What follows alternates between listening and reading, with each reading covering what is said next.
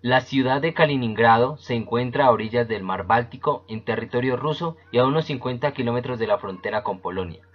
En el pasado perteneció a Prusia y tenía el nombre de Königsberg. En Kaliningrado, Königsberg, se juntan dos ríos, formando una isla en su confluencia. 7 puentes unían, ya no, pues la ciudad fue parcialmente destruida durante la Segunda Guerra Mundial, las diferentes partes de la ciudad, como se aprecia en el mapa de la época. En el siglo XVII se hizo popular como adivinanza y pasatiempo averiguar si era posible cruzar los 7 puentes de la ciudad pasando solo una vez por cada uno de ellos. El nombre de estos 7 puentes eran Puente del Herrero, Puente Conector, Puente Verde, Puente del Mercado, Puente de Madera, Puente Alto y Puente de la Miel. Este problema, por supuesto, se puede resolver mediante un estudio exhaustivo de todos los posibles itinerarios, pero las matemáticas se interesan en generalizar el problema y buscar una solución sencilla y válida para todos los posibles mapas de ciudades, e incluso objetos más generales.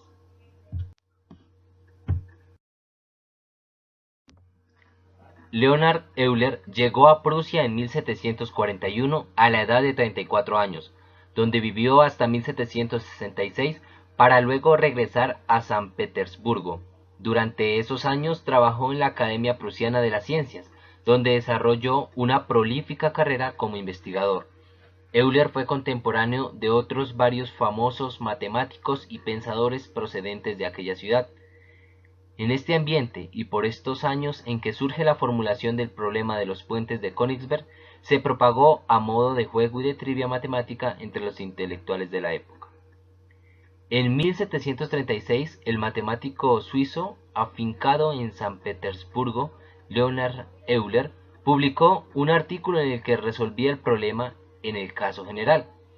Este trabajo es considerado como el nacimiento de la teoría de grafos, utilizada hoy en día en un sinfín de aplicaciones, y también uno de las primeras apariciones de una nueva geometría en la que importan solo las propiedades estructurales de un objeto y no sus medidas. Dos islas en el río Pregel, en Königsberg, se unen entre ellas y con la tierra firme mediante 7 puentes. Es posible dar un paseo empezando por una de las 4 partes de tierra firme, cruzando cada puente una sola vez y volviendo al punto de partida. La respuesta de Euler es extremadamente simple. Supongamos que efectivamente es posible. Al realizar el dibujo, en cada vértice intermedio que atravesemos, entraremos por una arista y saldremos por otra. En particular, el número de aristas que confluyen en cada vértice del grafo, exceptuando quizá los vértices inicial y final, ha de ser par. Si llamamos valencia de cada vértice al número de aristas que confluyen en él, lo dicho anteriormente significa que para que el problema tenga solución es necesario que en el grafo haya como mucho 2 vértices de valencia impar. En el caso del grafo de Königsberg, los 4 vértices tienen valencia impar, así que el problema no tiene solución. Un camino de Euler en un grafo no dirigido es un camino que usa cada arista exactamente una vez. Si tal camino existe, el gráfico se llama transitable o semi-euleriano. En la teoría de grafos, un camino euleriano es un camino en un gráfico que visita cada borde exactamente una vez. Euler demostró que es sencillo determinar si existe un camino de Euler en el grafo, ya que todo lo que hay que hacer es verificar el grado de los nodos. Existe un teorema de la teoría de grafos que establece que un grafo tiene un camino de Euler si y solo si es este conexo y exactamente 2 de sus nodos tienen grado impar. De manera similar, un grafo tiene un tour de Euler si y solo si es conexo y todos sus nodos tienen grado par. Basado en estos teoremas se puede verificar la existencia de un camino de Euler antes de intentar encontrar el camino, lo cual podría ahorrar gran cantidad de procedimiento en la búsqueda de un camino que nunca logrará encontrarse. Además, la comprobación de grado de los nodos de un grafo es una tarea que fácilmente podría ser de complejidad lineal en el número de nodos del mismo. Un circuito euleriano es un grafo no dirigido. Es un ciclo que utiliza cada vértice exactamente una vez. Si este ciclo existe, el grafo se llama unicursal.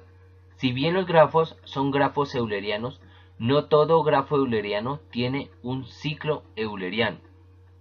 Euler demostró que una condición necesaria para la existencia de circuitos de Euler es que todos los vértices de la gráfica tengan a un grado, y afirmó sin pruebas que los gráficos relacionados con todos los vértices de grado par tienen un circuito euleriano.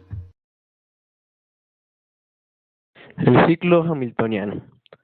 Un camino hamiltoniano es un camino que visita cada vértice exactamente una vez, excepto el vértice que parte y al cual llega.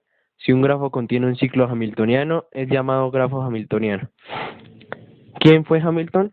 Hamilton nació en 1805 y falleció en 1865. Fue uno de los académicos más importantes de Irlanda. Fue profesor de astronomía de la Universidad de Dublín, donde publicó artículos de física y matemáticas. Hamilton es famoso por inventar los cuaterniones, una generalización del sistema de números complejos. En honor a Hamilton, un ciclo que contiene cada vértice G justo una vez, excepto por el vértice inicial y final, que aparece dos veces, recibe el nombre de ciclo hamiltoniano. Hamilton inventó y patentó un juego en el que se trataba de hacer un recorrido por 20 ciudades del mundo sin pasar por ninguna más de una vez. Las ciudades estaban unidas por 30 aristas, formando un grafo icosaedro. La ciudad se entiende por cada uno de sus vértices.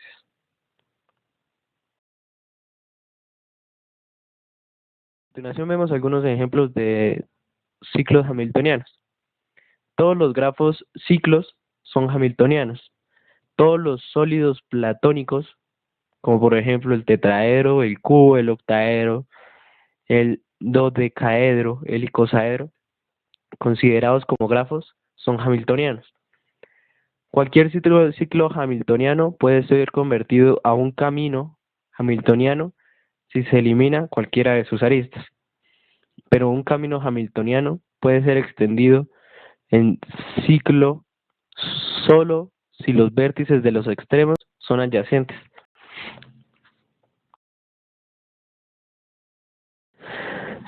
Para complementar lo anterior, el circuito de Hamilton se trata de un problema similar al del circuito de Euler, con la diferencia que en lugar de pasar por todos los lados del grafo solamente una vez, el circuito de Hamilton se pasa por cada vértice solamente una vez.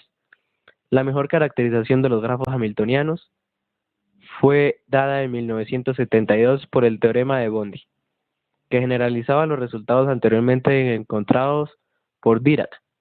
Básicamente dice que un grafo es hamiltoniano si existen suficientes aristas. Primero debemos definir lo que es la cerradura de un grafo. Dado un grafo G con n vértices, la cerradura CLG es construida de manera única a partir de G agregando toda arista U, V, si el par no adyacente de vértices U y V cumple con que el grado del vértice V más el grado del vértice U tiene que ser mayor o igual a n, a la cantidad de vértices. Un grafo es hamiltoniano si y solo si un grafo cerradura es hamiltoniano. Bondi, 1972. Como todos los grafos completos son hamiltonianos, todos los grafos cuya cerradura sea completa son hamiltonianos. Este resultado se basa en los teoremas de Dirac y Ore. A continuación, voy a explicar brevemente los dos teoremas, el de Dirac y el de Ore. Dirac, 1952. Un grafo con n vértices n mayor que 3 es hamiltoniano si cada vértice tiene grado mayor o igual a n dividido en 2, o sea, la cantidad de vértices dividida en 2. Ore, 1960. Un grafo con n vértices n mayor que 3 es hamiltoniano si la suma de los grados de dos vértices no adyacentes es mayor o igual que n. Sin embargo, existe un resultado anterior a todos estos teoremas. Un grafo con n vértices n mayor o igual que 2 es hamiltoniano si la suma de los grados de dos vértices es mayor o igual que n menos 1. LRD 1934. Como puede verse, este teorema pide más hipótesis que los anteriores, ya que la propiedad de los grafos debe cumplirse para todo vértice en el grafo. ¿Por qué se estudian grafos? Primero, porque permiten estudiar interrelaciones entre elementos que interactúan unos con otros. Dado un escenario donde ciertos objetos se relacionan, se puede modelar el grafo y luego aplicar algoritmos para resolver diversos problemas. Un sistema es un conjunto de elementos relacionados entre sí, de forma tal que un cambio en un elemento afecta al conjunto de todos ellos. Por tanto, los grafos son apropiados para resolver problemas de sistemas, ya que permiten analizar cómo interactúan las partes del sistema y cómo fluye la información. Estos son aplicables en ingeniería de sistemas, modelado de redes, ingeniería industrial, ingeniería electrónica, química, geografía, entre otros. ¿En qué se usan los grafos? Los grafos se usan comúnmente en red de computadoras, conexiones de vuelo de una aerolínea, carreteras que unen ciudades, actividades de un proyecto, circuitos electrónicos, representación de un mapa. Por ejemplo, en la parte derecha se encuentra una red de computadoras que puede representarse y estudiarse mediante un grafo, el cual los vértices representan terminales y las aristas representan conexiones, las cuales a su vez pueden ser cables o conexiones inalámbricas.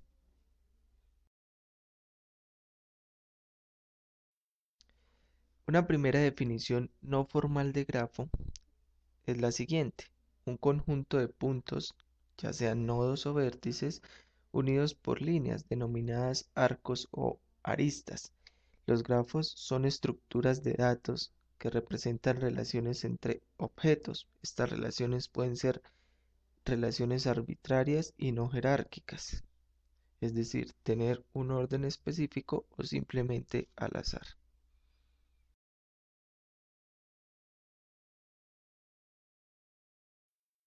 Definición formal de un grafo. Un grafo G es el conjunto ordenado B, E, en donde B es un conjunto de nodo y E es un conjunto de pares de nodos.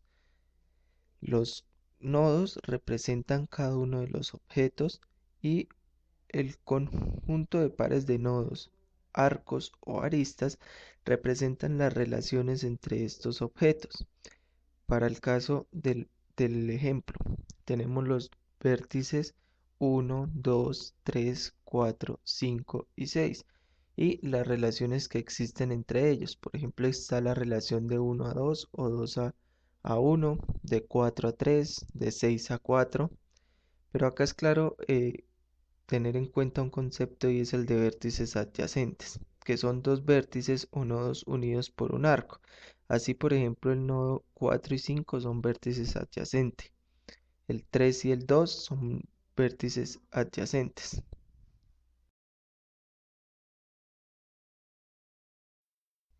Existen muchos tipos de grafos de acuerdo a diferentes clasificaciones. En este caso, vamos a clasificar los grafos de acuerdo a su dirección. Por tanto, existen los grafos no dirigidos, que son aquellos en donde los pares de nodos de los arcos no son ordenados, es decir, que el arco se puede recorrer en ambos sentidos. Ejemplo, ir de un nodo U a un nodo V es lo mismo que decir que ir del nodo V al nodo U. Para el caso del ejemplo, acá podemos decir que existe una relación del nodo 7 al nodo 9 y viceversa, o del nodo 4 al nodo 9 y del nodo 9 al nodo 4. Otra de las clasificaciones serían los grafos dirigidos o denominados también digrafos. Si los pares de nodos que forman arcos son ordenados de tal forma que el arco se puede recorrer en un solo sentido, se denominan digrafos. Para este caso, el arco tendría una dirección representada con una flecha. Es decir, no es lo mismo decir la relación del nodo C al nodo D es válida en este caso y no es válida si decimos que es del nodo D al nodo C porque el grafo nos está indicando su dirección.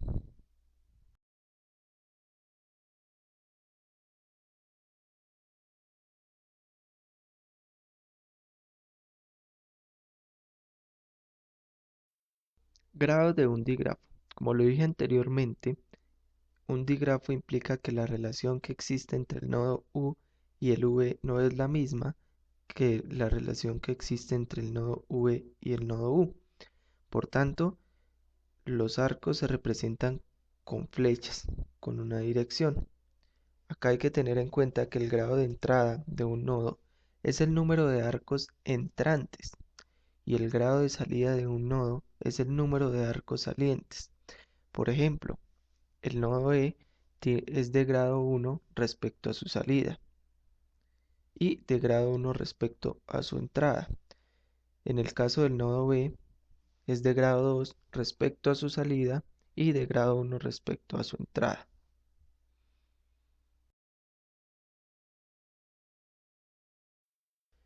A continuación realizaremos una pequeña comparación entre los grafos dirigidos y no dirigidos. En la parte izquierda se presenta una imagen de un grafo dirigido y en la parte derecha una imagen de un grafo no dirigido.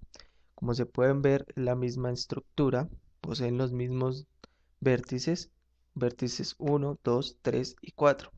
Lo que cambia y se puede apreciar son las relaciones. En la parte izquierda tenemos una relación de 1 a 3, de 1 a 1, de 1 a 2, de 3 a 2 y de 2 a 4. Y en la parte derecha las relaciones cambian porque pueden ir del nodo 1 al 3, del 3 al 1, del 1 al 2, del 2 al 1, del 2 al 3, del 3 al 2, del 2 al 4 y del 4 al 2. Es decir, un grafo dirigido es aquel que tiene un origen y un destino. Acá es fundamental entender el concepto de nodos predecesores y nodos sucesores. Nodos predecesores es el origen, de donde llega el arco. Por ejemplo, en la parte izquierda del grafo dirigido, 1 es predecesor de 2. Los nodos sucesores es a donde llega el arco, es decir, el destino. En el mismo grafo podemos ver que 3 es sucesor de 1.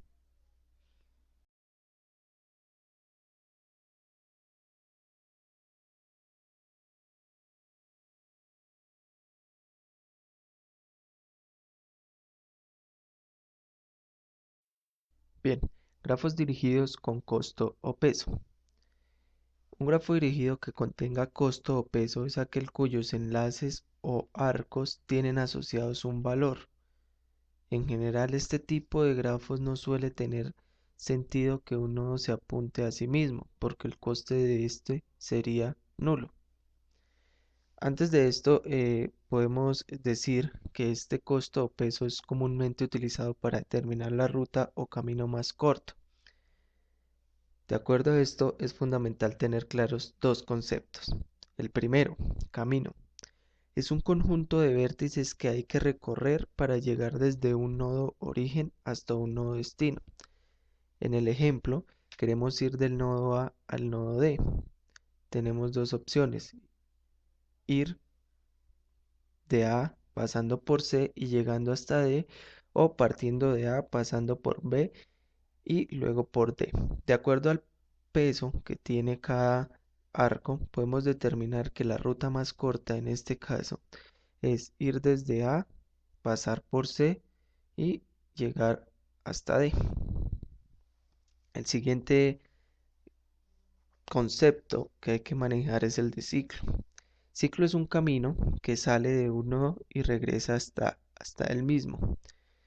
De acuerdo con la imagen, podemos partir de A y volver a A pasando por C y luego hasta A, o pasando por C, luego por D y luego hasta A. Acá podemos ver un caso particular y es que los arcos aparentemente son más cortos en el primer caso, es decir, en el caso A, C y A, pero su peso nos indica que esta sería la ruta más corta para llegar nuevamente a A. Tiene un peso de 28, mientras que en el segundo caso podemos ver que su peso es de 16.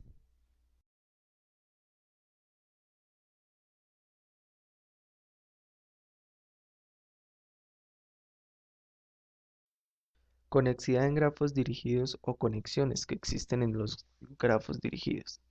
Tenemos tres clasificaciones básicas. Existen los grafos conexos, en los cuales todos sus vértices tienen una relación o una forma de comunicarse entre sí. Los no conexos es aquel en donde alguno o algunos de los vértices no poseen una relación. Y los fuertemente conexos son grafos orientados que entre cualquier par de nodos distintos existe un arco que los une.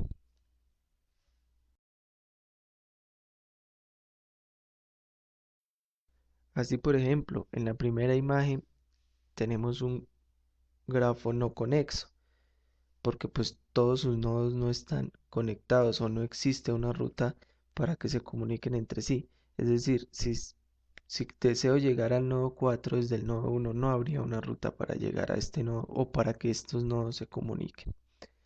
En el segundo caso, tenemos un grafo conexo.